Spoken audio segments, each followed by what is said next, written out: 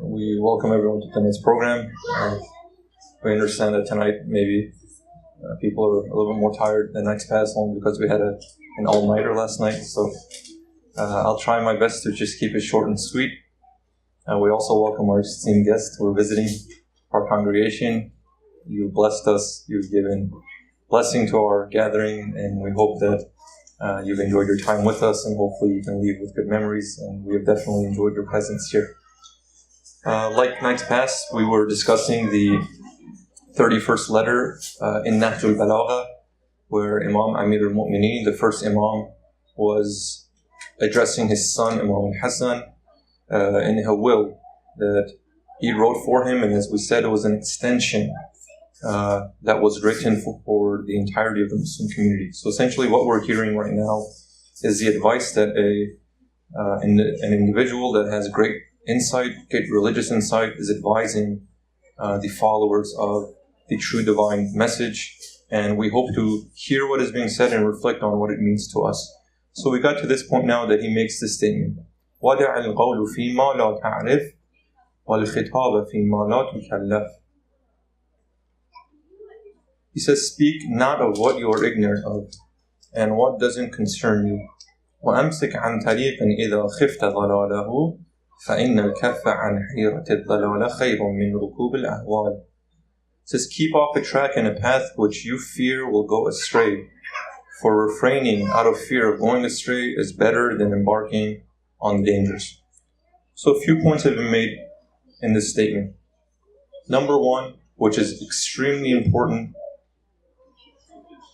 given the circumstances of the world that we do live in, where we may not understand the truth and the reality of how the universe is operating to be very black and white.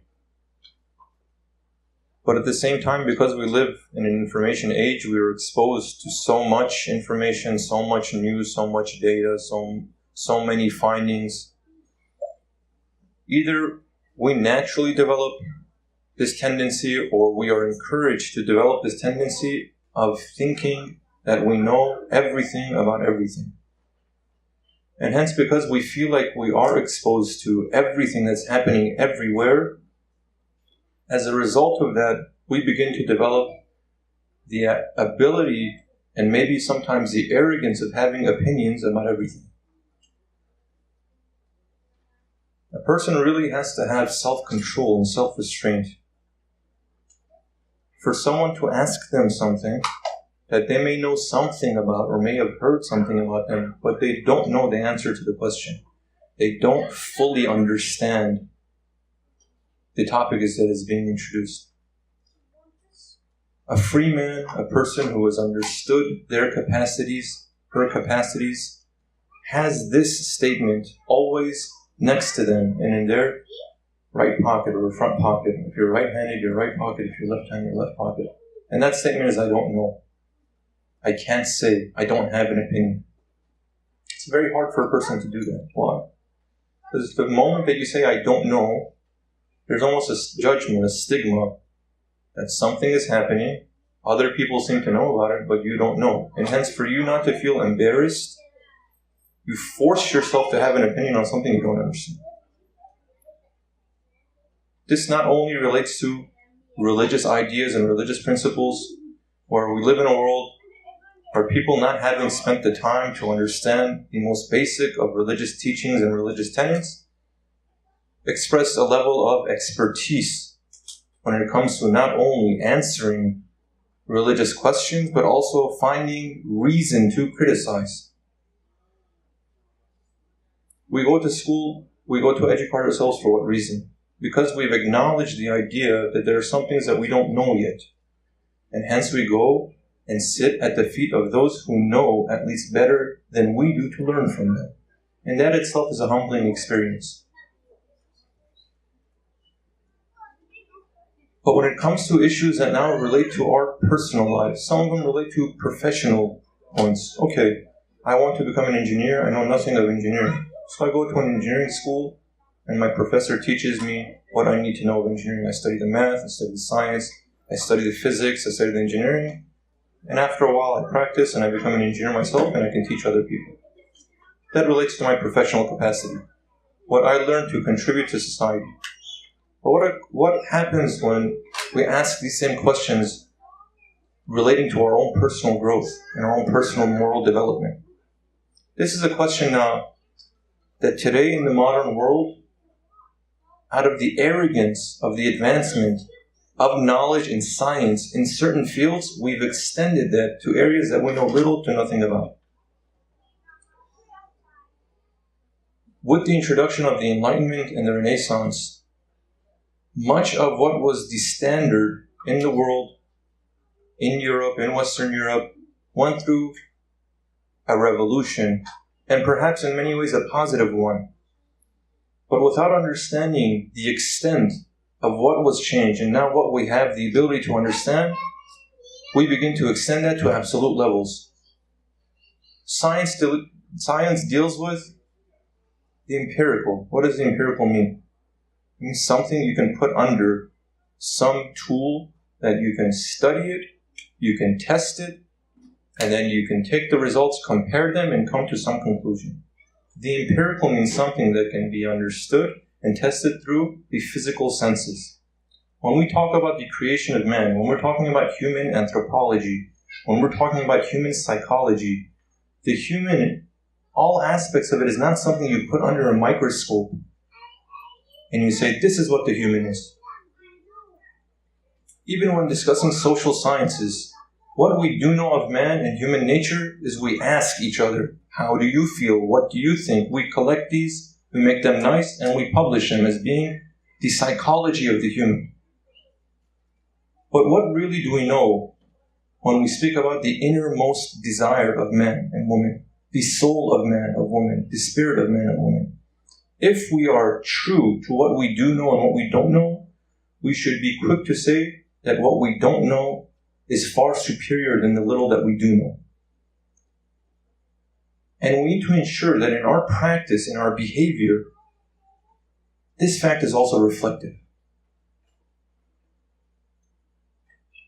The critical inclusion of divine guidance, religion, whatever you want to call it, is to try and help the human understand that there are certain things that either you don't know right now and you need to be taught, or your creation does not have the capacity to understand. The Holy Quran speaks about this. Why did Allah send messengers? Not to tell the people that a God exists. This is seen as the most basics of understandings. If a person is truly reflective of where he came from, where he is, and where he is going, the answer to these questions and the reflection on these questions should be sufficient in helping a person at least open the door and understanding that there is more to this life than being born, living, and then dying and going back into the ground. It can't be only that. So your innate nature suffices to find an answer to that. But God says, I sent messengers to teach you things that you previously did not know. وَيُعَلِّمُكُمْ مَا لَمْ تَكُونُوا تَعْلَمُونَ. There are things that if I leave you alone, even together, you can't understand. You need to be taught. You need to be humble and understand that there is something or someone that is more knowledgeable than you are. And you have to submit yourself to understanding that knowledge that is critical to your own development. Essentially, religion is the understanding of the need of a spiritual development for all people. And any person who does not understand that, or understands and acknowledges that, but acts actively against it, ignores that, essentially is saying that they are happy to stay in their own state of ignorance. That's something that's unnatural to the human. To acknowledge one's ignorance and to be happy to remain in that state of ignorance. Here now the Imam is saying that there are some things that you don't know. No person will know everything. The more you educate yourself, the more you'll know. But in the process of educating yourself, be careful. Don't make this mistake of speaking about things, commenting on things, having opinion on things that you know you have not fully understood. Why? A person would say, it's my opinion. What difference does it make if I have one or not? Every person is entitled to an opinion. So what if I believe or I don't believe something? What does that have to do with the relationship that I have with other people? Well, it's really not that simple. What I do believe and what I do have an opinion on and how I express that opinion does affect other people. I may not necessarily understand the implications of my action or the implications of my opinions. I want to share a few examples from the Holy Quran, and I'm going to give a few examples that most of us should be able to reflect on. Number one, there's a verse in the Holy Quran in Surah Al-Hujurat, the rooms. It states, Bismillah ar-Rahman ar-Rahim, Ya ayyuha alladhina amanu, O people who believe, In ja'akum fasiqun binaba'in fatabayyanu. If a person who is immoral, if a person who is sinful, if a person who is wretched brings some news to you, verify it, and tusibu qawman bijahalatin, so that you do not, out of the result of acting on that news that you have not verified, to hurt another person. فَتُصْبِحُوا عَلَى مَا فَعَلْتُمْ نَادِمِينَ. And hence, the result of the action that you took without verifying the news that was brought, you now become regretful of the harm and the pain that you caused someone else. وَعْلَمُوا أَنَّ فِيكُمْ رَسُولَ اللَّهِ. Know that among you, the messenger of God is there. لَوْ يُطِيعَكُمْ فِي كَثِيرًا مِنَ الْأَمْرِ لَعَنِتُّمْ. If he was to suffice, accept, react to all of the opinions that you have, it would put him and it would put you in a difficult position. وَلَكِنَّ اللَّهَ حَبَّبَ إِلَيْكُمُ الْإِيمَانَ. And as a result of that, Allah made faith and belief in Him and in His guidance beautiful and loving for you. وَزَيَّنَهُ فِي قُلُوبِكُمْ. And made that beautiful in your hearts. وَكَرَّهَ إِلَيْكُمُ الْكُفْرَ وَالْفُسُوقَ وَالْعِصْيَانَ. And He made in your hearts hate, faithlessness, transgression, disobedience, something that is undesirable. أُولَٰئِكَ هُمُ الرَّاشِدُونَ. Indeed, these are the people who are right-minded. The story behind the verse is this. The Holy Prophet sent one of his companions to go collect the zakat, what we call the religious tax that helps pay for the needs of the Muslim community from one of the tribes. The companion that he sent was a person who previously had run-ins. Prior to Islam, he had run-ins with this specific tribe. Walid ibn Uqba. So the Prophet sends him to go collect. Now that he sees that the heads of the tribe are coming to actually meet with him and pay him, he has the fear in his mind. I know previous to becoming Muslim, and I know previous to them becoming Muslim, we had a problem. So he thought that perhaps they were coming to fight with him or kill him. So what he did was, without actually meeting with them, returned to the Prophet and said, you know what? They said they don't want to pay. And the Prophet became angry. It's a responsibility. Every Muslim has to. Why are they not? The verse was revealed. When a person who is not believing and faithful and trustworthy brings you news, verify it. Because if you don't verify it, as a result of that, you may do something now that you will later regret. A lot of the problems that we have in today's world is because a person who doesn't know, or people who don't know what they're talking about, open their mouths and begin to misguide other people. From Imam Ali, he states, a very beautiful statement. لَوْ سَكَتَ مَنْ لَوْ يَعْلَمُ سَقَتَ الْإِخْتِلَافِ. If only the person who is ignorant would be silent, then the problems and the conflicts that exist in the world would end. Why do we have conflicts? Sometimes it's because both parties have some sort of moral deficiency that they can't come to an agreement. But many times it's a person who is so wretched that looks to take advantage of the ignorance of the people. And if the people are not right-minded, as the Quran says, they fall prey to the ignorance and the naivete. And they do the dirty work, and later they have only themselves to blame. In this country that we live in, we pay tax. Correct? You have to pay tax by law. What is your tax supposed to do? Your tax is supposed to help cater to the needs of the country.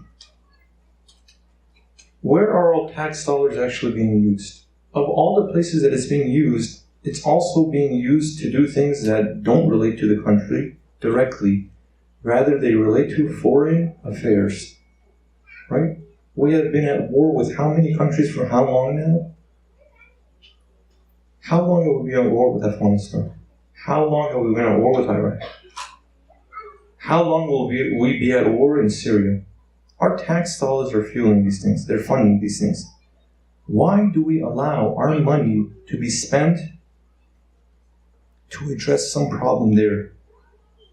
What was the reaction of the country when news was brought that this country, this person, this ruler, these people are like this, and this is now the reaction we need to have? What does a right-minded person do? They say, well, I don't know that to be fact, and hence I need to be sure that it is fact before I do something about it. And hence they would verify. What happens in today's world to get people who are too busy caring for their own lives and at the same time paying willfully to fuel the injustices that are happening in the world? How? Because they are naive and because they don't allow themselves the time to reflect and think about what they are actually doing. Some tragedy happens, and because of that, action needs to be taken immediately. So everyone becomes reactionary. When something happens, it calls for a reaction. And action calls for a reaction. We can't not do anything, so we have to do something. What should we do? Time is short. Make a decision. The time right now is not to think. The time right now is to act. And we begin to act. What happens now when we act and we look back? Well, the intelligence that I had then was apparently mistaken. And now what I've done is I've destroyed a country and I've destroyed a people. False intelligence.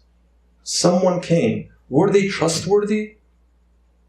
Or did they just forcefully put themselves in a position of authority? Why do we confuse these two? Just because a person is in a position of authority, does it make them trustworthy and a good person? No.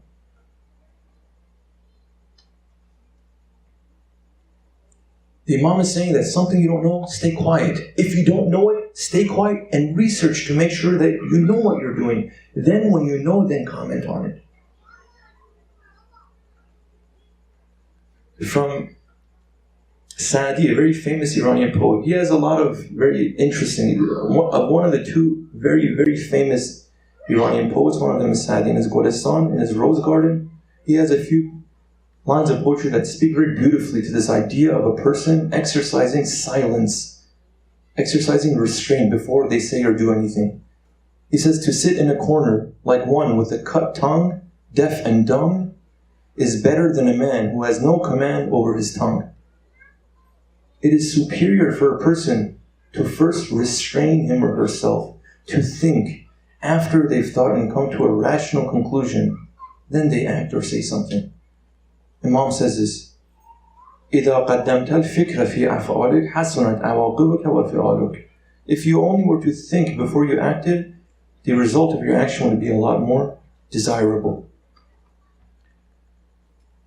So the first thing that the Imam says is that speak not what you are ignorant of and what does not concern you. There are certain things that are outside the scope of right now what is concerning to you directly. Address those things that are most immediate to you first. Don't think about things that have nothing to do with you, or if they do relate to you, they're very far. Now, this doesn't mean be ignorant of everything that's happening outside your life, no. But make sure you attend to the priorities first before you get to attend to everything else that's happening. Okay, if there are problems in the world, we know. Okay, we know there are problems in the world. Should they be solved? Yes. Do we have problems at home? Yes. Do they need to be solved? Yes. Is one a priority over the other? My mind would tell me that the problem that I have at home is a priority before I go and meddle in the problems of other people. If my family has a problem, my child has immoral behavior, they're ill-behaved, ill-mannered, what kind of scene or image would it be for me to go find fault in the neighbor's child? It's odd. The behavior is odd. Now extend that to our own personal lives. really what is most important to us and the decisions that we've made that dictate what direction we're moving in our lives, how much have we truly thought about them?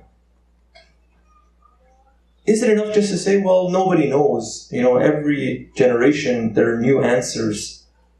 Yeah, but you're not in every generation. I'm not in every generation. I have one life to live. I need to figure this out for myself. Why? Because I'm going to be responsible for my life. I'm not responsible for the life of the people before me. I'm indirectly responsible for the people that have lived after me through my actions. But what I will be directly responsible for is my own life and my own action or inaction. How much have I thought about those? The principles that govern my life?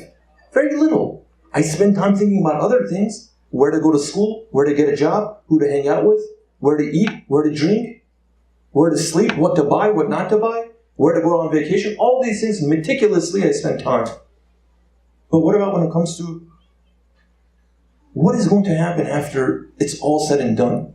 This is a thought that haunts us. We don't want to think about it because the answer is not as easy as choosing where my next vacation is going to be if I have the luxury of going on vacation. I don't know, West Coast, if it's easier to go on vacation, but no? Okay. So the struggle is shared, common struggle. That's what the Imam is saying in this one clause. Think about these things, reflect on these things. This month is a month of reflection.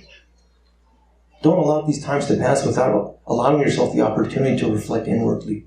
And once you look to see what you don't know, that will push you and that will encourage you to go learn the things that you know are important for you and important for others around you. I'm going to stop there because I know we're short on time and also we're kind of tired from last night. So I'll end with the salawat ala Muhammad wa ala Muhammad.